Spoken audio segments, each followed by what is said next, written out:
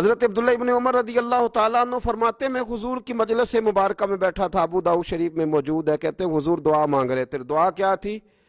دعا حضور یہ مانگ رہے تھے، رب اغفر لی، یا اللہ ہمیں بخش دے، وتب علی، اللہ ہماری توبہ قبول فرما، انک انت التواب الرحیم، بے شک تو توبہ قبول کرنے والا اور رحم کرنے والا۔ حضور دعا مانگ رہے تھے، اے اللہ رب اغفر لی، یا اللہ ہمیں بخش دے، وتب علی، اور ہماری توبہ قبول فرما، انک انت التواب الرحیم، بے شک تو توبہ قبول کرنے والا اور رحم کرنے والا۔ حضرت عبداللہ ابن عمر فرماتے اس ایک دعا کو ایک ہی مجلس میں ایک ہی جگہ بیٹھ کر میرے نبی پاک نے اپنی زبان اطہر سے 100 مرتبہ ادا فرمایا۔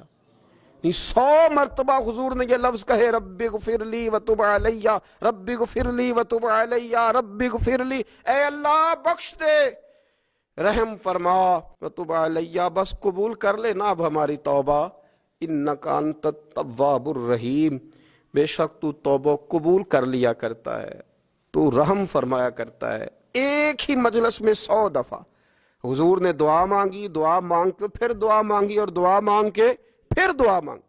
اللہ کو منایا میرے رسول پاک نے، حضور نے ہمیں بتلایا، اسے مناؤ، اس کی بارگاہ عالی مرتبت میں جھکو، اور حضور نے خود بھی یہ طریقہ ہمارے سامنے بطور سنت کے چھوڑا، اور پھر نبی پاک صلی اللہ علیہ وسلم نے آگے بڑھ کے ہمیں کچھ اور باتیں بھی ارشاد فرمائی۔ حضور نے ہمیں بتلایا کہ پچھلے لوگ اپنے رب کو کیسے مناتے تھے، وہ کس طرح اس کے حضور ناز عرض کرتے تھے۔ حضور نے ہمیں اللہ کو منانے کے طریقے بھی بتلائے، فرمایا جب ماں باپ دعا مانگیں گے اولاد کے حق میں تو وہ مان جائے گا۔ حضور علیہ السلام نے فرمایا جب مسافر دعا مانگے گا تو اللہ مان جائے گا۔ فرمایا میرے رسول کریم نے کہ جب بیمار دعا مانگے گا تو اللہ مان جائے گا۔ اور سید عالم علیہ السلام فرمانے لگے جب تمہارے ضعیف، کمزور، مجبور لوگ دعا مانگیں گے تو اللہ مان جائے گا۔ اور حضور نے فرمایا جب تم فرض ادا کر کے دعا مانگو گے تو اللہ مان جائے گا۔ اور میرے محبوب نے فرمایا جب پچھلی رات اٹھ کے تم اس کے حضور عرض کرو گے تو وہ تمہاری دعاؤں کو قبول کر لے گا، وہ تم مان جائے گا۔ اور حضور نے ہمیں دن بتائے، فرمایا جمعے والے دن مانگنا مان جائے گا، شب قدر کو مانگ لینا مان جائے گا، شب برات میں دعائیں کرنا وہ مان جائے گا، رمضان کی راتوں میں مانگنا مان جائے گا، قرآن پاک کے ختم کے موقع پر دعا کرنا مان جائے گا۔ طریقے بتلائے۔ اب یہ ہے کہ ہم نے تو مانگنا تھا نا اس کی بارگاہ میں، ہم نے تو حاضر ہونا تھا، ہم نے تو جانا تھا، اب ہم نے آگے بڑھنا ہے، اس کے حضور عرض کرنا ہے۔ حضور نے ہمیں بتلایا کہ مومن متقی ہوتا ہے نا، پرہیزگار ہوتا ہے، تو اس نے کچھ نیکیاں بھی کی ہوتی ہیں، جس طرح اسے اپنے گناہوں کا پتہ ہوتا ہے نا، تو اسے پتہ ہوتا ہے کہ نہیں یار فلاں کام میں نے فقط اللہ کی رضا کے لیے کیا ہوا ہے، اور میرا اور میرے رب کا راز ہے۔ فرمایا جب تم بڑے الجھ جاؤ نا، جب تم بڑی آزمائش میں آ جاؤ، اور جب تم سمجھ لو کہ اب میں بڑی تکلیف میں آ گیا ہوں، تو پھر ایک طریقہ حضور نے ہمیں اور بھی بتلایا مانگنے کا، ایک اور طریقہ بھی بتلایا، اور وہ روایت صحیح مسلم میں موجود ہے۔ راوی حضرت عبداللہ ابن عمر رضی اللہ تعالیٰ عنہ، حضور فرماتے ہیں 3 لوگ سفر کر رہے تھے، یہ آپ اندازہ فرمائیے صحیح مسلم کی حدیث ہے، اور ذرا حضور کے سمجھانے کا ایک یہ رنگ بھی ہے اللہ کو منانے کا، ایک یہ انداز بھی ہے اس کی بارگاہ میں گزارشات پیش کرنے کا، یہ بھی ایک طریقہ حضور نے ہمیں بتلایا۔ اگرچہ اپنی نیکیوں کو چھپانا چاہیے، نیکیاں جو چھپی ہوئی ہوتی ہیں وہ قیمتی ہوتی ہیں، وہ قیمتی چیزیں ہوتی ہیں جو لوگوں نے چھپا کر کے رکھی ہوتی ہیں۔ حضرت عبداللہ ابن عمر فرمانے لگے کہ نبی پاک صلی اللہ علیہ وسلم فرماتے ہیں 3 لوگ سفر کر رہے تھے، رستے میں طوفان آ گیا، تیز بارش شروع ہو گئی، تو حضور فرماتے ہیں وہ تینوں بارش سے بچنے کے لیے ایک غار میں چھپ گئے۔ ہم کو پتہ ہے پرانے زمانے کے اندر غاریں ہوتی تھیں، اور لوگ جب سفر کرتے تھے لمبے تو پتھروں اور پہاڑوں کے بیچ میں سے سفر کرتے تھے، وہ غار کے اندر چلے گئے۔ اب چونکہ طوفان بہت زیادہ تھا، جب وہ غار کے اندر چلے گئے تو اللہ کے پیارے حبیب صلی اللہ علیہ وسلم فرماتے ہیں ایک پتھر اوپر سے لڑکتا ہوا آیا اور غار کے منہ کے آگے آ کے اس نے غار کو بند کر دیا۔ اب اتنا تیز اور اس مضبوطی کے ساتھ وہ پتھر لگا، اور اتنا صحیح فٹ ہوا کہ اندر روشنی آنی بھی ختم ہو گئی، اب 3 لوگ ہیں. تھوڑی دیر تو وہ پریشان رہے کہ شاید اب کبھی بچ نہیں سکیں گے، شاید چاروں جانب اندھیرا ہی ہے اور اندھیرا ہی رہے گا، شاید یہاں سے نکلنے کے لیے اب ہمیں کوئی رستہ میسر نہیں آئے گا. وہ پہلے تو پریشان ہوئے، پھر کہنے لگے یار اس طرح کرو، ذرا غور کیجئے گا میری بات پہ. فرمایا اس طرح کرو، اگر کوئی زندگی میں نیکی کی ہے نا تو ذرا اس نیکی کو یاد تو کرو، اور یاد کر کے اس مالک کے حضور عرض تو کرو، وہ کریم ہے، کوئی آنکھو شاید من جاوے تے گل کم تتڑی دا بن جاوے، عرض تو کرو. تو ان میں سے یہ آپ اندازہ فرمائیے، یہ بات بیان کون کر رہا ہے؟ یہ مدینے والے رسول بیان کر رہے ہیں، یہ نبی پاک علیہ السلام نے بیان فرمایا. یہ وہ کہانی ہے جو ہمیں ہمارے نبی پاک نے سنائی، رسول کریم علیہ السلام نے ہمیں بتلائی، یہ داستان محبت. حضور فرمانے لگے ایک نے ان میں سے ہاتھ اٹھائے اور اس نے انداز کیا چھیڑا، عرض کرنے لگا اللہ تو جانتا ہے نا میں نے بکریاں رکھی ہیں، میں غریب ہوں، مزدور ہوں، اور مالک تو یہ بھی جانتا ہے کہ میرے بچے بھی ہیں، بیوی بھی ہے، پر میں جب بھی گھر لوٹا ہوں تو دودھ میں نے بچوں اور بیوی کو پہلے نہیں دیا، بوڑھے ماں باپ کو پہلے دیا. اللہ میں نے ان کے ساتھ ہمیشہ کرم کے بازو کھول کر معاملہ کیا. وہ غار میں تنہا بیٹھے ہیں اور اپنے مالک کو منا رہے ہیں.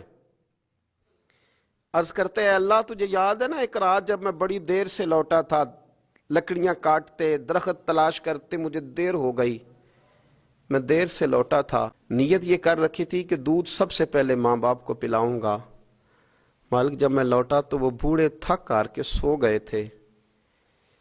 میری بیوی نے مجھے کہا کہ بچوں کو پلا دو، وہ سو گئے. تو میں نے کہا نہیں، میرے ذمے ہے ان بوڑھوں کے دل کو ٹھنڈا کرنا، ان سے پیار کرنا.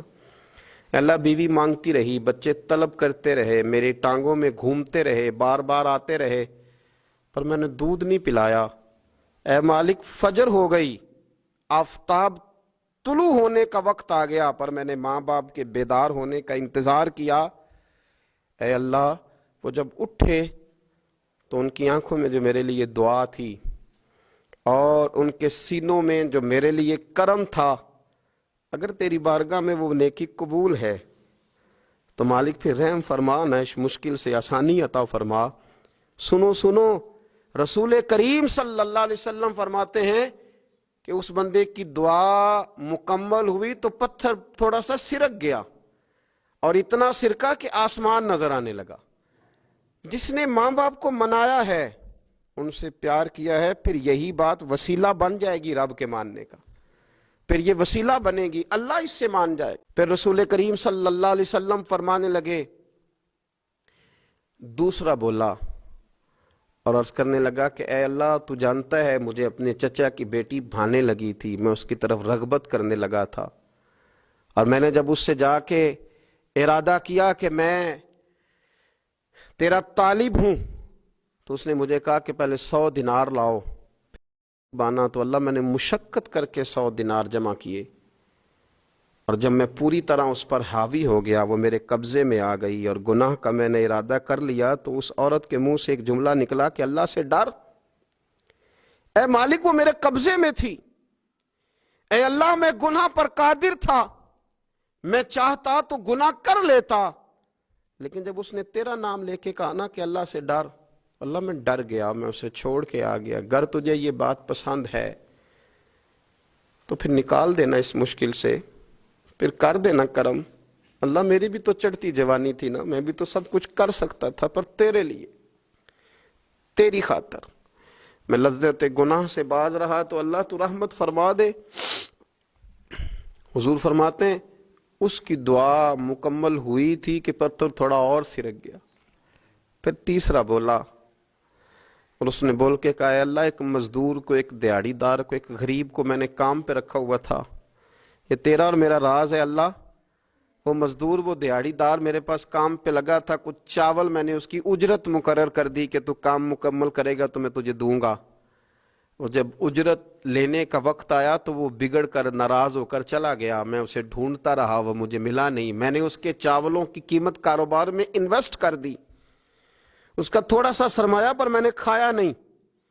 پھر وہ وہ اس سے میں کاروبار کرتا رہا اور اتنا کاروبار کیا کہ بہت ساری گائیں اور ان کے چرواہے تیار ہو گئے. وہ سالوں کے بعد لوٹا.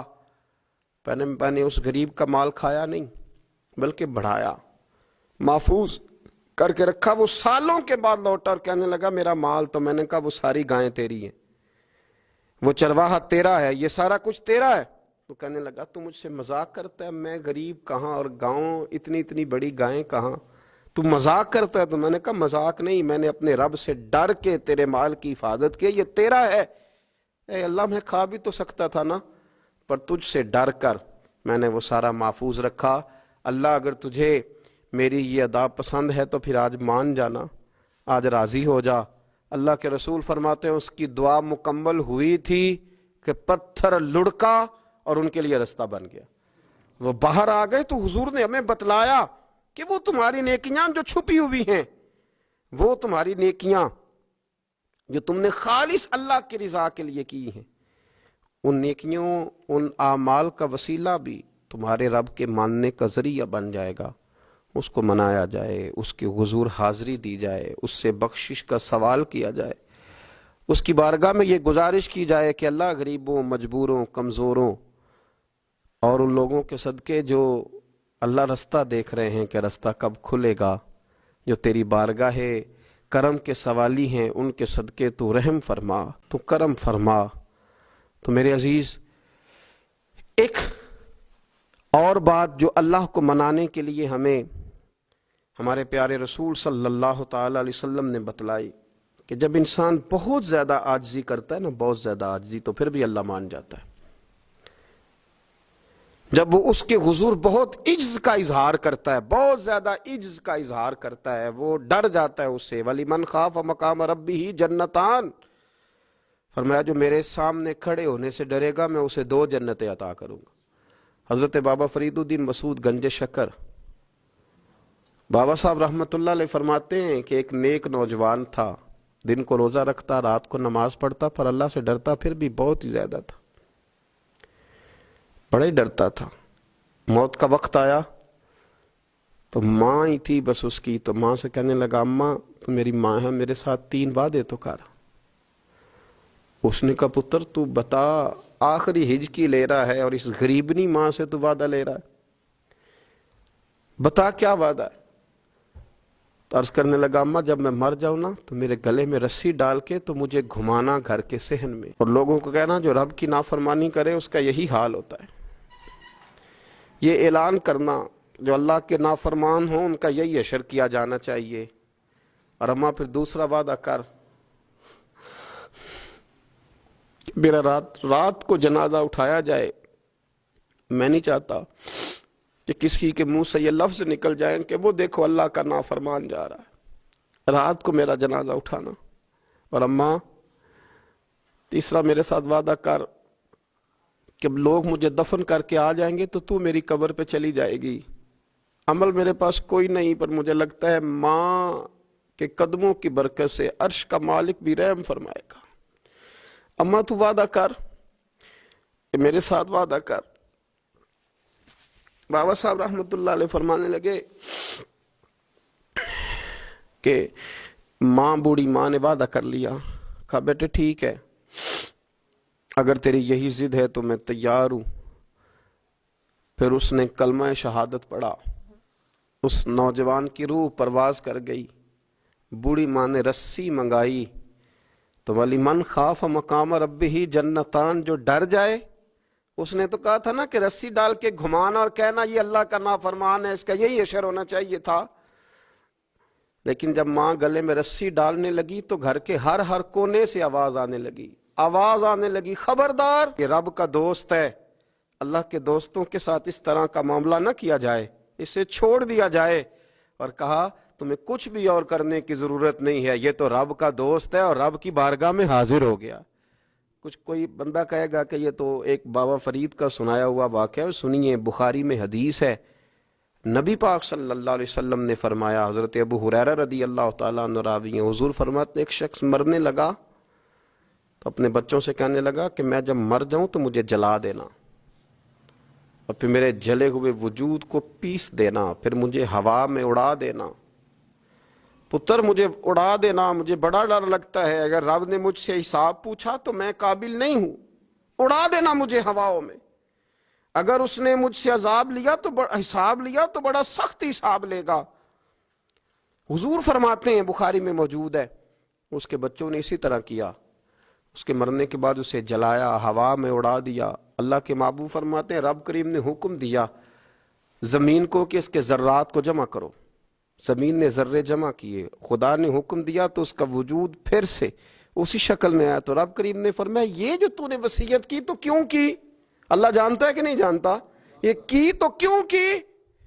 تو رو پڑا، کہنے لگا اللہ میرے اندر تو طاقت نہیں تھی تیرے سامنے کھڑا ہو کے حساب دے سکوں، تجھے منانے کے لیے تیرے خوف سے ڈر گیا، میں ڈر گیا۔